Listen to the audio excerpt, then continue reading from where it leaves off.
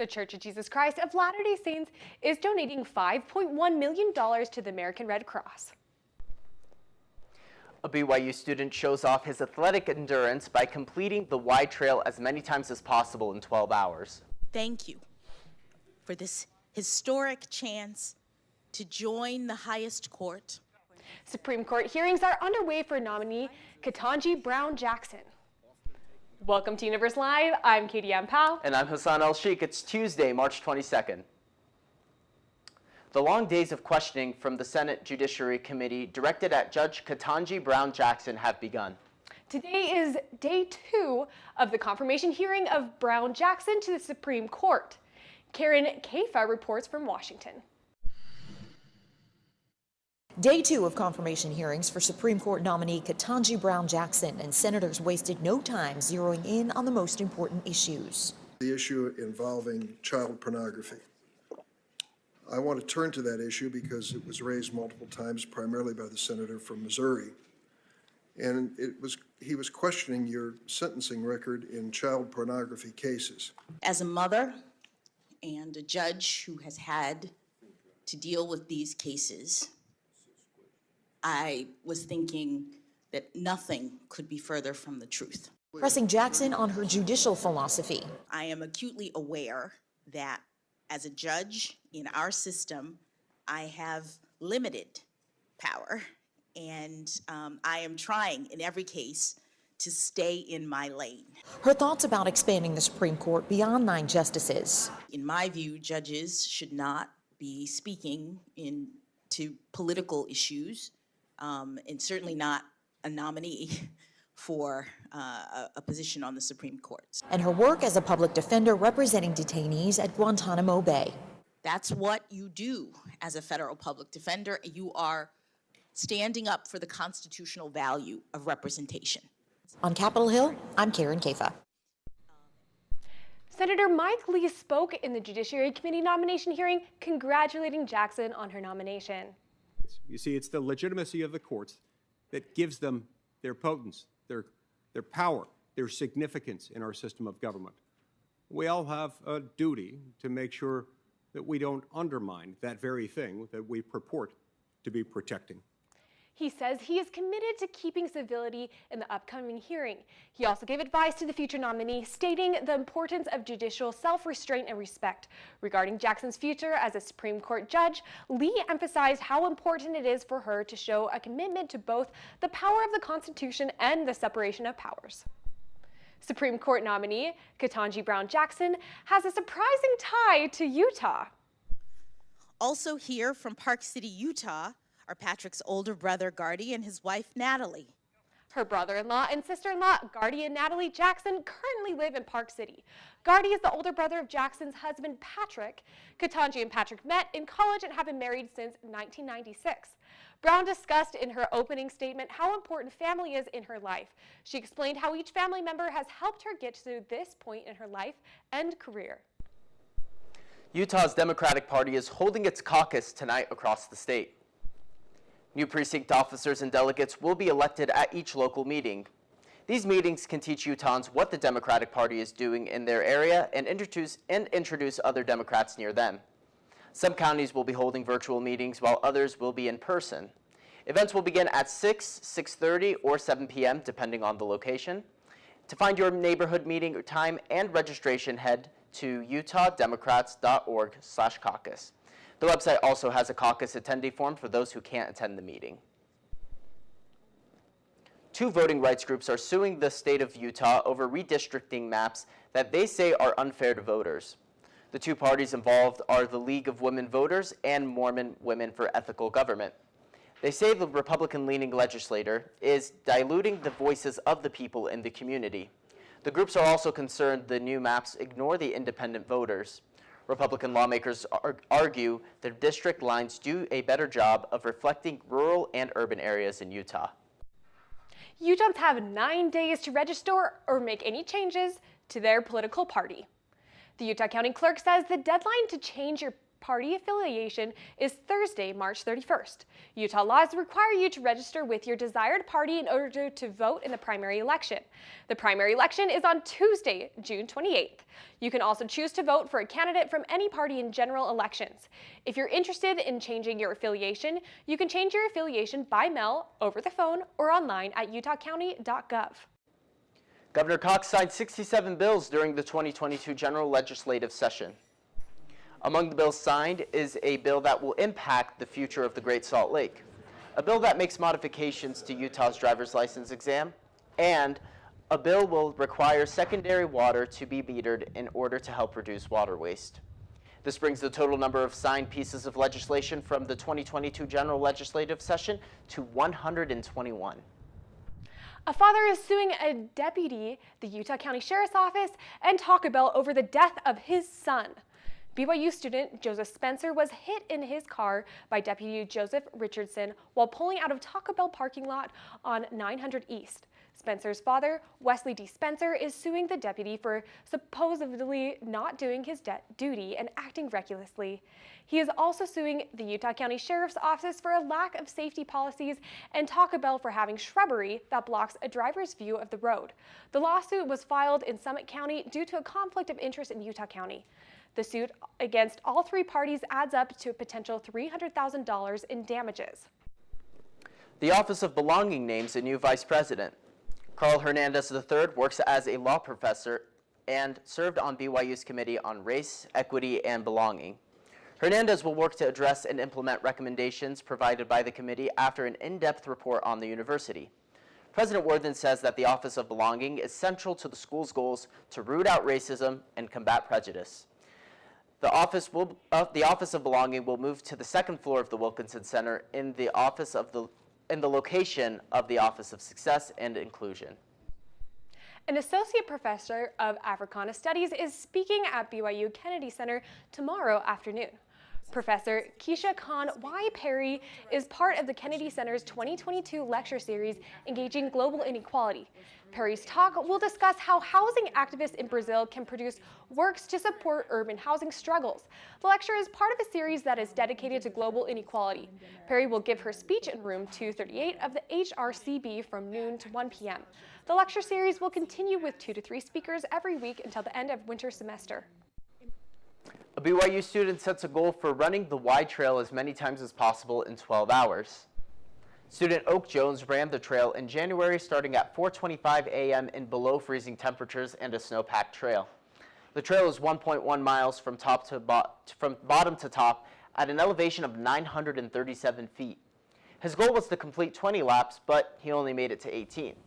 Jones would place a rock on top of the "You Made It" sign at the end of the trail after each lap to mark his progress. Jones calls the run the Y Trail, spelling it W-H-Y, because why would anyone want to do this?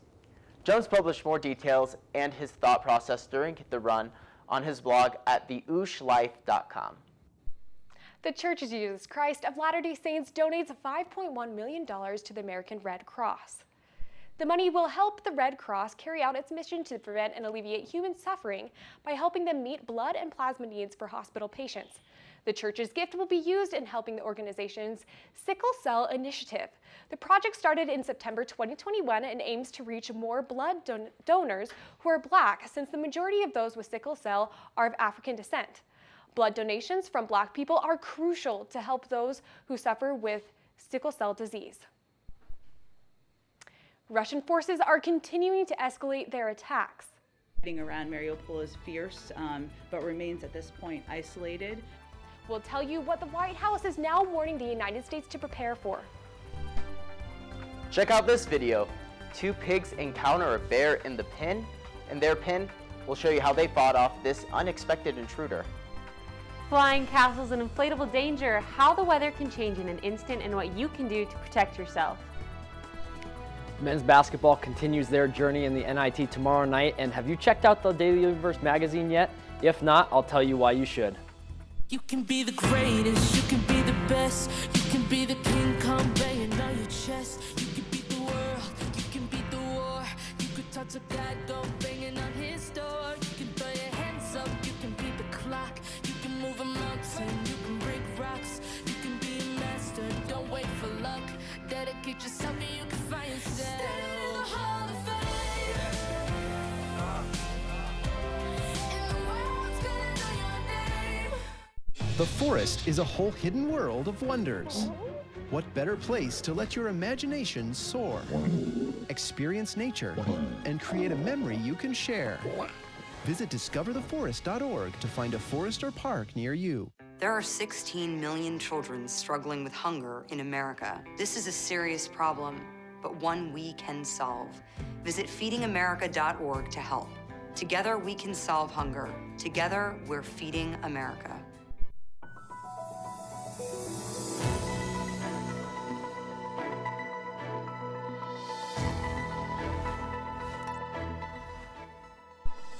The White House is sounding the alarm that Russia is plotting to unleash a crippling cyber attack on the United States. And the Pentagon says they're seeing clear evidence that Russian forces are committing war crimes in their lethal invasion of Ukraine. Cole Higgins has the latest. Protesters run for their lives as Russian forces open fire on them in the once peaceful streets of the now Russian-occupied Ukrainian city of Kherson. Blood spills on the street as people try to help a man struck by the gunfire. In the Ukrainian capital of Kyiv, flames and smoke rise from the rubble of what was once a bustling shopping mall. A lethal Russian airstrike has now decimated it, leaving behind a shell of a building, mangled vehicles, and blowing out the windows of nearby buildings. In the city of Mariupol, a Ukrainian officer there says bombs are falling every 10 minutes. And Ukrainian President Volodymyr Zelensky says the city is being reduced to ashes. Fighting around Mariupol is fierce, but remains at this point isolated. It remains a high priority for Russia because it would provide President Putin with a land bridge to Crimea and cut off Ukrainian forces there. President Biden is now warning of evolving intelligence that Russia could conduct malicious cyber activity against the United States. The magnitude of Russia's cyber capacity is fairly consequential, and it's coming. The federal government is doing its part to get ready. There's still much more we need to do to have the confidence that we've locked our digital doors, particularly for the critical services Americans rely on. I'm Cole Higgins reporting. One Connecticut woman was shocked to see her two pigs fight off a bear. Surveillance video of owner Rebecca Shaw's pig pen in New Milford, Connecticut caught a bear climbing into the pen to attack her pigs. The two pigs, Mary and Hamlet, teamed up to fight off the bear. Rebecca says she loves the pigs and is proud of them for being brave. If you haven't updated your iPhone yet, you are missing out. That's right, Hassan. Alexa's here to now share more about what everyone is saying with Apple's new emojis. For people who like to let their emojis do the talking, the conversation just got a whole lot more fun.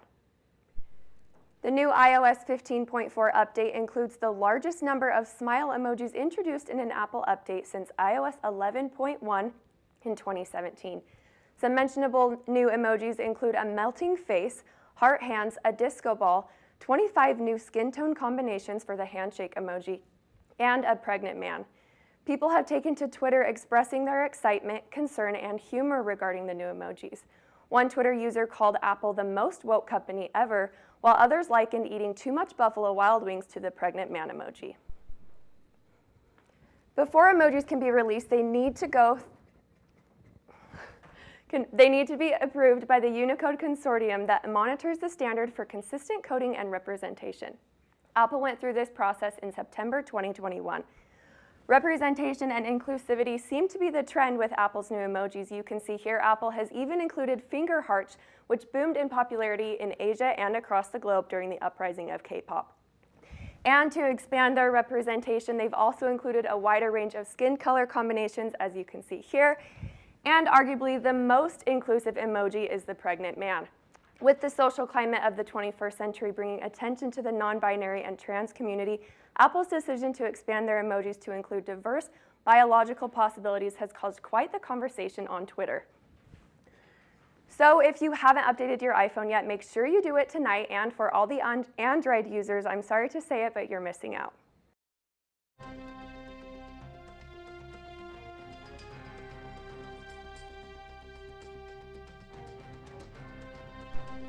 This North Carolina family narrowly avoids an accident after a bouncy house flies off the ground, hitting their roof and crashing into their backyard. The Bean family set up the inflatable castle for their 2-year-old son's birthday party, and when heavy winds passed through, the stakes came out and the castle rose 2 stories in the air before slamming back to earth. It narrowly missed the couple's 5-year-old child, but thankfully no children were inside when the house flew away. The Beans are now speaking out to help others avoid something like that happening to them. So if using a bouncy house, make sure that it isn't going to rain and check the wind forecast. Because even when you think everything will be okay, said Mrs. Bean, things could change in the blink of an eye. As we're here in Utah, we are not expecting any strong gusts of wind, but some light northerly flow will prevail across the interior west early this morning. This air mass will modify slightly today, warming temperatures about 5 degrees all across Utah. The upstream ridge will bring inland overnight into tomorrow, and the beginning of more substantial warming trend will push maximum temperatures even higher through Wednesday afternoon. Now going on to today's temperatures all across the state, it is very much so warming up. All of the state has about in the 50s and the 60s. Logan is the only exception at 48 degrees, so a little bit cooler than other cities. Salt Lake City and Provo are sitting at a nice warm 52, 51 degrees, and all of those lows are going to be just a little bit below freezing, but that will be warming up as this trough continues to move through Utah. Going on to the 5-day forecast for southern Utah, it's going to be mainly sunny days going Wednesday through Friday, and then on Saturday there's going to be a little bit of clouds, and Sunday there's a chance of rain going into the evening, into that night. And then temperatures are going to be rising all the way up to the 80s, 87 degrees on Saturday for southern Utah. Going on to the 5-day forecast for northern Utah, it's going to be the same kind of deal. The nice sunny days, a little bit of clouds on Saturday, some rain on Sunday, and it'll be warming up to the 70s. So it will be warming up, and then we'll be getting just a little bit of rain on Sunday. So you're telling me basically just don't go out Sunday, keep my hair. Yes. Nice. All right, cool.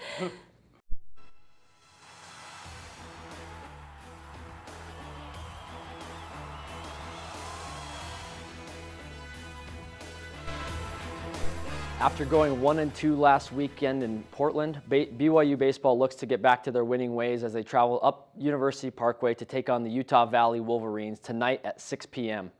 This is the 42nd meeting between the Cougars and Wolverines and will be the first of 2 meetings this season. The Cougars are 32-9 all-time against UVU and have won the last 11 contests. Bryce Robinson will be on the bump for the Cougars as he seeks their 11th win of the season. Robinson is 3-0 on the year and holds a 4.09 ERA. After a convincing 91-72 victory over Northern Iowa last Saturday, the number 2 BYU Cougars are set to host the number 4 Washington State Cougars in the NIT quarterfinals Wednesday night at the Marriott Center. Wednesday will mark the 11th meeting between the Cougars, with the series split at 5 games apiece. Washington State enters the game at 21-14 on the year. The Cougars average 71.7 points per game while only giving up 64.9 points to their opponents. WSU shoots an average of 40.6% from the floor and 33.8% from deep. The BYU Cougars average 74.7 points per contest while surrendering 68.1 points to their opposition and are 24-10 on the year. BYU boasts a 45.8% field goal percentage, shooting 35.8% from behind the arc, and is averaging 25 assists over their last 2 games. The Battle of the Cougars tips at 7 p.m. Wednesday night at the Marriott Center. In honor of International Women's Month, the Daily Universe magazine dedicated this month's issue to telling the stories of amazing women who have broken barriers, made history, and left legacies at BYU. These stories include the history of broken barriers within women's athletics at BYU, profiles of legends Elaine Michaelis and Jennifer Rockwood, a look into the portrayal of female athletes in today's media and the growing amount of job opportunities for women in sports. The way name, image, and likeness is leveling the playing field for female athletes, data that confirms women's sports are ready for primetime television, and how Coach Mark Pope and his wife Leanne are raising 4 daughters to excel in whatever they choose to pursue. You can find these stories at universe.byu.edu/category/sports, or pick up a magazine at any of the newsstands on campus. I'm so excited to be reading this, especially with the women's stories. But also, when you first hear about bongos, this little guy probably isn't the first thing coming to mind. The Denver Zoo is showing off a baby bongo as the newest rare addition to its herd. The calf, named Winston, was born on March 5th. Bongos are a rare species of antelope found in the rainforests from Senegal to Kenya. There are fewer than 200 eastern bongos left in the wild, and they are considered critically endangered. Winston will likely grow to be between 3.5 and 4.5 feet tall and weigh between 460 and 900 pounds. Thanks for joining us today for Universe Live. For more information on our stories or to share them with your friends, check out our website at universe.byu.edu. Have a great day.